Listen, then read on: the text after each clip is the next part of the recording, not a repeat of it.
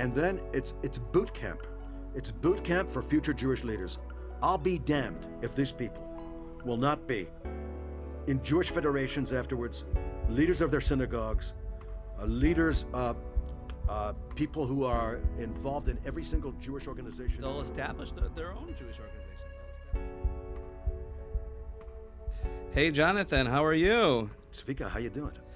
Good. You know, it's an interesting historic time to be living in and to be covering the news, and I'm sure also to be in higher education.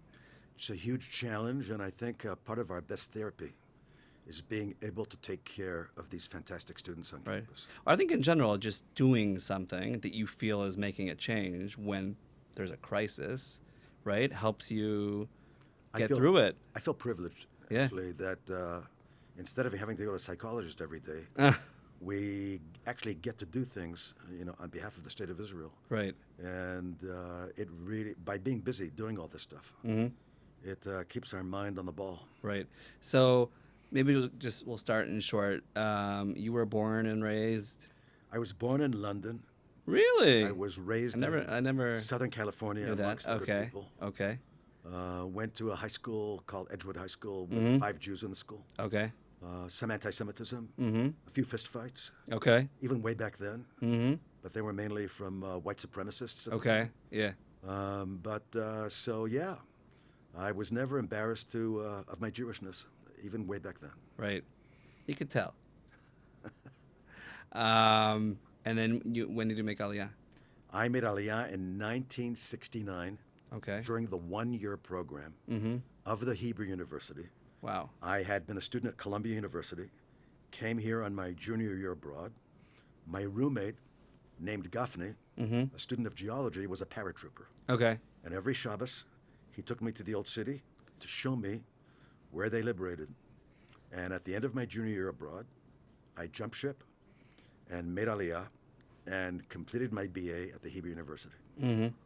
And in 1971, November, joined a small unit called Sayeret Sanchanim, which is a paratrooper commando unit. Right.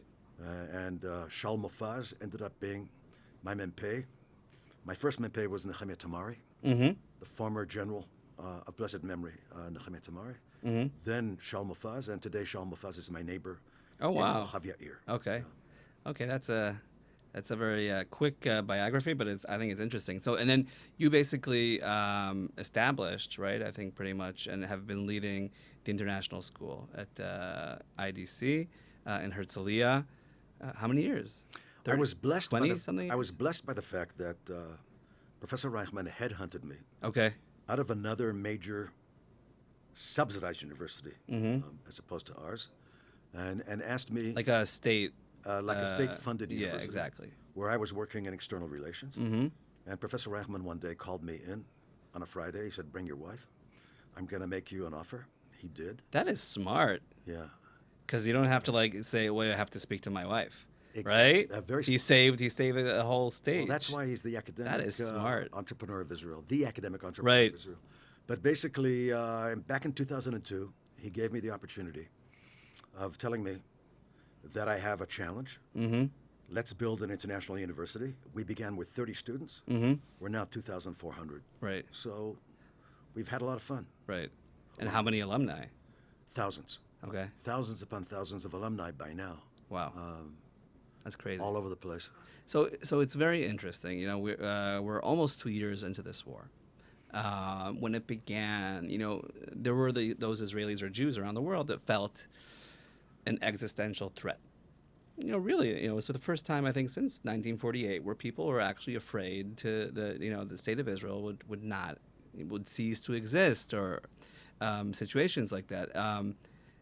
And to think that, 2 years later, this war is continuing, but it actually caused an interesting counter effect of people becoming, outside of Israel, right? Diaspora Jews being closer to Israel, more, feeling that their identity, Israel is a larger part of their identity than we've seen in the past, but also being closer to Judaism, right? And there's so many research and studies that show that these young students or young professionals, some of them for the first time, just want to be Jewish and want to be Zionist. If 2 years ago, the word Zionist would make them feel uncomfortable, I don't know. Nowadays it's so. I think in that sense, Hamas actually caused. They didn't mean to, but there was a small side effect that's positive. There is a side effect here, I think, especially on behalf of the youth on campus. Students who were active on campus in semi-Zionist activities would come to an Israel independence kind of thing, or some kind of other activity. There's now, I think, an encouragement to be more Zionistic. I think this brought out in people things they might have studied in school, things they remembered in their past, things that had to do with even persecution of Jews. Yeah. And how you deal with these things. And I think it made them more Zionist. I came across on campus about 20 transfer students over the last year. Okay.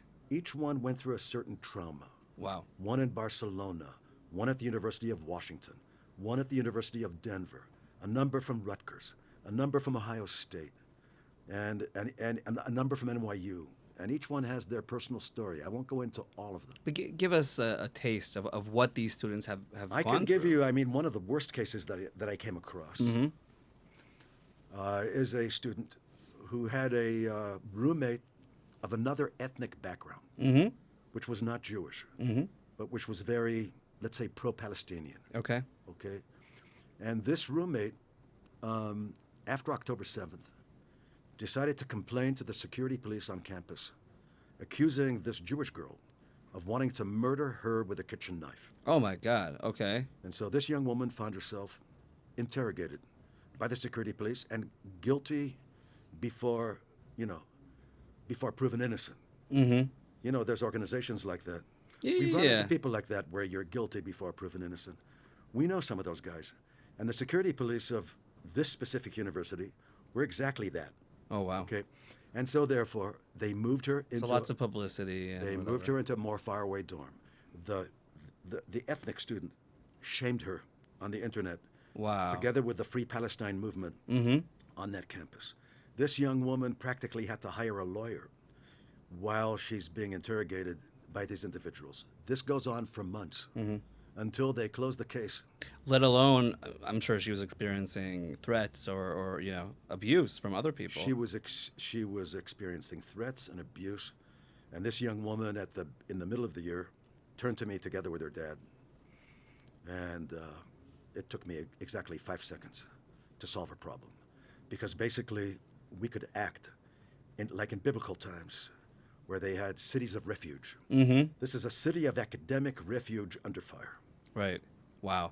And that's an interesting, example. It's funny because many times these American Jews or heads of organizations come to Israel and say, "Oh, we feel so safe," and I always say, "What? And what? I don't understand, right?" But it's a mindset, I guess, right? Like, and I guess those of us. I mean, you grew up in the U.S. I grew up in Israel for most of my life. Not understanding. Many Israelis did not understand what it's like to be a minority.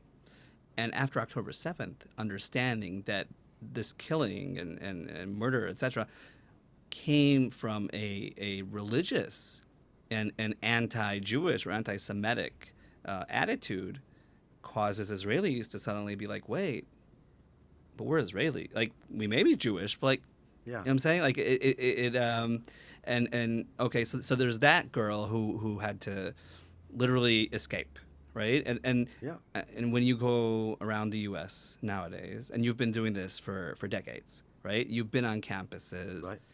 I have a feeling you wear your kippah proudly there. Definitely during the institutionalized activities. I Right. mean, on a subway in New York, I don't wear kippah. Yeah. No, when you're at work, I'm saying, You have to right? be sodek and chacham, as we say. Yeah. Yeah. Because, in Israel, I can protect myself. I can legally protect myself. Right.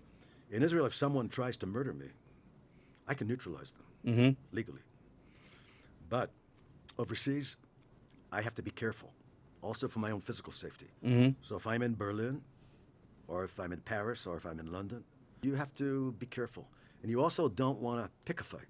Right. You know. But okay, so you go to these campuses, right? Or you meet with families. So what are you hearing now that you weren't hearing 10 years ago? What I'm hearing now is that Jews who identify themselves as Jews who don't want to take off their kippah, Jews who, secular Jews who are Zionists, graduates of Zionist youth movements, or graduates of Jewish day schools in the States. They could be secular Jewish day schools, they could be religious Jewish day schools. They feel unsafe and insecure being themselves on campus, being in a position where they could hold a civil debate with a person who does not agree with them, where in class, by the way, I had this at Columbia University. I had this one professor. I heard of Columbia. I had this one professor in the 60s, Okay. who it was a workshop on Middle Eastern studies, and every single paper I would hand in systematically had a B-, because my name was identified with the Zionism, and because I identified terrorism way back then, during the days of the Fatah movement, and that was my line. My papers were all on the Fatah.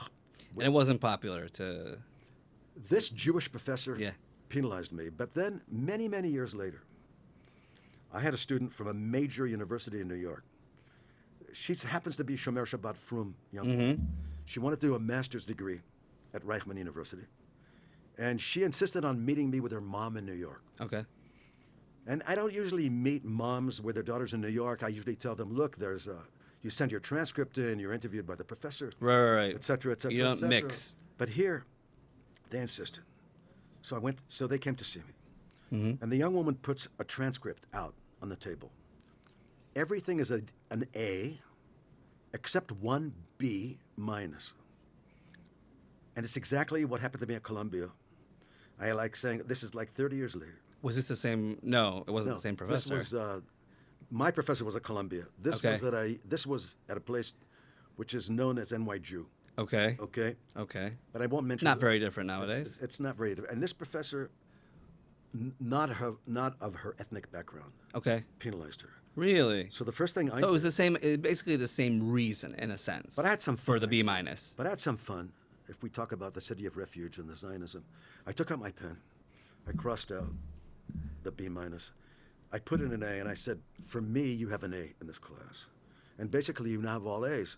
Now, I'm not allowed to actually Right. accept you. Academically, you have Except, I'm telling you right now, just go through the motions, okay, of applying, because you're in, okay?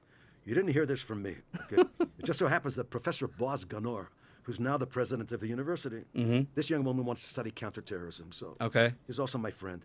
And at the time, he was in charge of the Institute for Counterterrorism and everything else. So the therapy is the fun of being able to help Jews in distress. So it's an academic fun of being able to assist Jews in distress. By the way, sometimes when students here who are lone soldiers and fought in combat units or were away for many days in reserves, they're missing a few points, just a few points. We do everything we can to push them in. Because we say, those few points that you took, that shows us your character. Right. It shows us. It could even be, by the way, it could be experience in management, right? If you're managing a group of 100 soldiers, right, or 30 soldiers, that's experience, right? It shows responsibility. It shows independence. It shows that you have just amazing tenacity. It shows you have the guts to be a lone soldier when your parents are overseas. It gives us something about your profile. Right. And that is, it's beyond words. We have 300 former lone soldiers on campus. Wow. We lost 2 former. At the moment. At the moment. Wow. We lost, by the way, 2 lone soldiers of blessed memory during this war. So, Jonathan, you've been in this world of higher education for a while. And I think one interesting thing that happened in the past 2 years, in the U.S. mainly, is the fact that all these Jewish donors and funders of Ivy League schools have either decided to step up and speak. Some of them are engaged Jews. Some of them were not, but felt an urge to be engaged in Jewish life. Some of them, a lot of them decided to leave, boards, or to stop funding, certain institutions. Many big names, Bill Ackman, others, who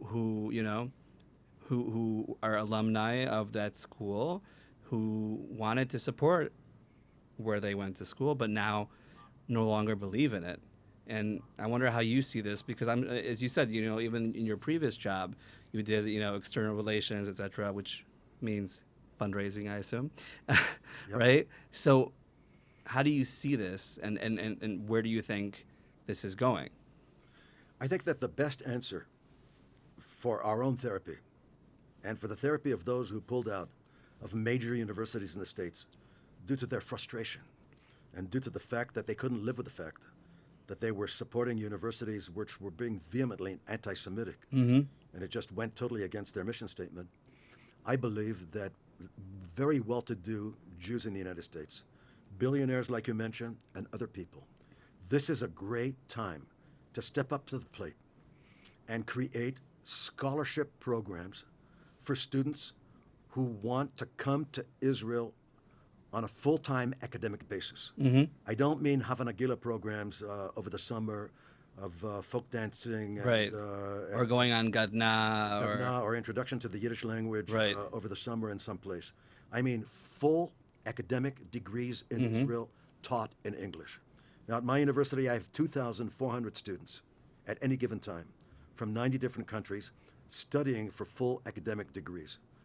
For many students in the United States, there are in the United States people who need financial assistance to come to Israel to study here on a full-time basis. Right. This is the opportunity to really enjoy yourself Zionistically and set up, academic funding for those who want to come here. So let's say at my university the tuition is $17,000 and it costs $10,000 for a dorm and you have to feed yourself.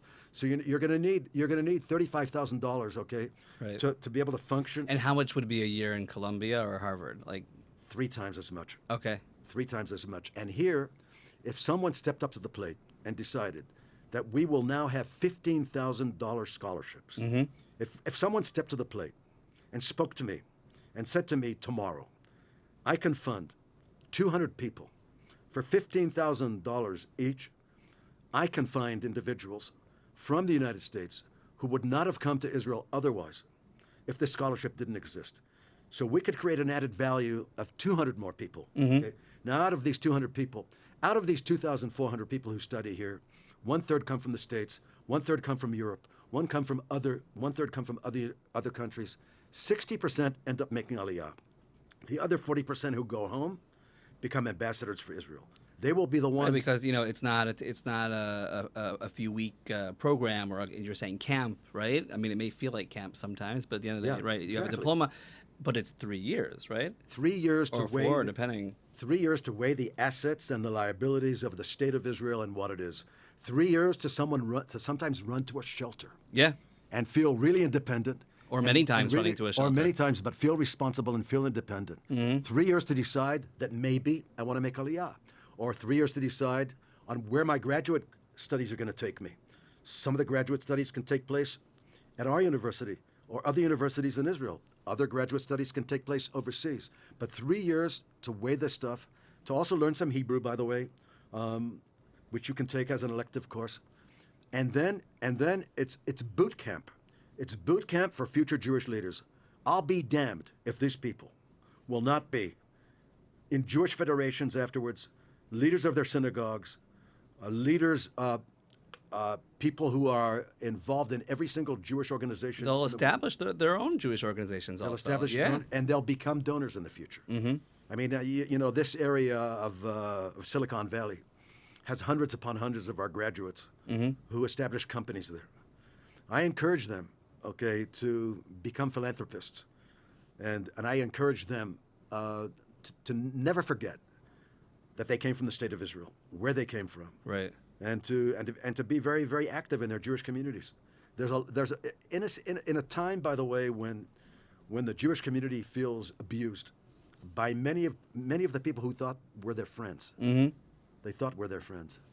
This is a great time for graduates of my university who live in the United States to step up to the plate and spend more time strengthening the Jewish community, and I mean it really seriously. Right. A lot of them have done it already, I think, you know. Some have done it, more need to do it, Mm-hmm. and the ones who stayed in Israel, you know, every year of my graduates, in addition to the 300 former lone soldiers who already study on campus, hundreds more who make aliyah end up joining IDF units of different kinds.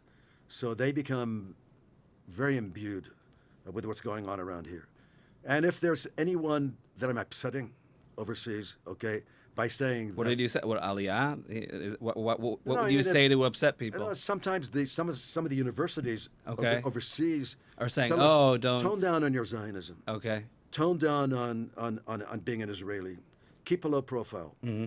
We're not trying to poke anyone in That's the eye. part of your mission It's statement. part of our mission statement, but we're just saying, just be a mensch, just don't be an anti-Semite, just don't take Qatari money, and tell us what the results of your research are before you actually do the research. Mm-hmm. Okay? Right. Yeah, that's Okay? yeah. And don't tell us about academic freedom if your academic freedom is, we accept your point of view, okay, and that's our academic freedom. But why shouldn't they continue donating to campuses, Ivy League campuses, but instead of, you know, I mean, what the criticism really is, you know, there's a bunch of buildings in these campuses with Jewish names on them of these donors, but, you know, other forces, as you mentioned, Qatar and others, whatever, invested in the content that is being taught in these, you know, campuses on these university schools, faculties, etc. So maybe they should just shift and stay in the United States. It's not for me to tell them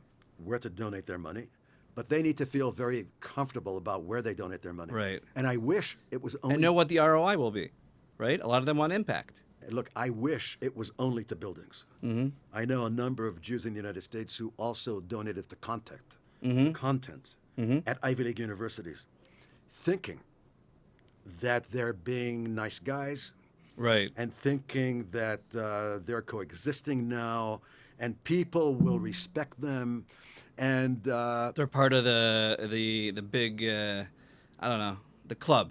they're exactly A club that we were not allowed to be in they were up in until the recently. club, and then I remember always what that comedian used to say: if it's that club, I don't want to be part of that club, or don't invite me to that club. It was, Yeah, but deep down his name inside, a was- lot of people want to I be. forget his name. But anyway, to come back to what you were saying, I think this is an unbelievable time to create. Years ago, people created Birthright, which was a great organization. Mm-hmm. Years ago, people created Masa, which was a great organization. A long-term program in Israel. Now is the time to create scholarships for academic programs in Israel, which are full-time academic programs for degrees. Not a semester. That's what you're saying, right? 'Cause, I'm like, saying full-time studies. okay. I'm saying full-time studies. I think that to come for a semester or for a year is a good idea, but there are some scholarships for those kind of things that take place. But not enough. It's not like organized and institutionalized. Now's the time. I'd be happy to advise, free of charge, okay, anyone who wants to seek my advice on the exact added value that we could find from establishing such a fund. That added value, by the way, I think most people would understand it. You know, you wouldn't need a lot of explanation. By the way, is the Israeli government involved in any sort of way? Because I think I may have heard of maybe the aliyah ministry or some other, you know, maybe, or the diaspora ministry investing in these vouchers or something for young Jews to come to Israel. I don't know if it was for a full academic there are some degree. ministries who are doing a great job subsidizing certain things. Mm-hmm. But I'm talking about tackling this thing Right. big time, in a very, very focused way, where there's a beginning and an end to the process. Right. And when A one-stop shop that gives you all the one-stop shop, opportunities and whoever lots of funding. and whoever donated those funds will specifically follow the student they supported. They will see how that student's doing after the first year, after the second year, after the third year. If that student decided to make aliyah, great. If the student decided to go back to the States, great. They'll know who that person is, And If maybe we decided to work for the philanthropist, even better. maybe they'll come to In work. Israel. In Israel, though. They could represent the philanthropists in Israel. Amazing. Okay, look at Fadal. that. We found them found them a a job. job. Yeah. Perfect. Yeah. So Jonathan, this was fascinating, and I always enjoy speaking to you. Thank you so much for doing what you do, and let's see if any of these ideas picks up. And Tzvika, thanks for being who you are, because you exemplify the Anglo Ole who comes to Israel and made it here big time in journalism. And you serve as a model to many of my students who study communications and government and political science. And we need more people like you in this country. Thank you. So, okay, now I also have a job as a teacher at IDC. Thank you, Jonathan. Anytime, main man. Thank you.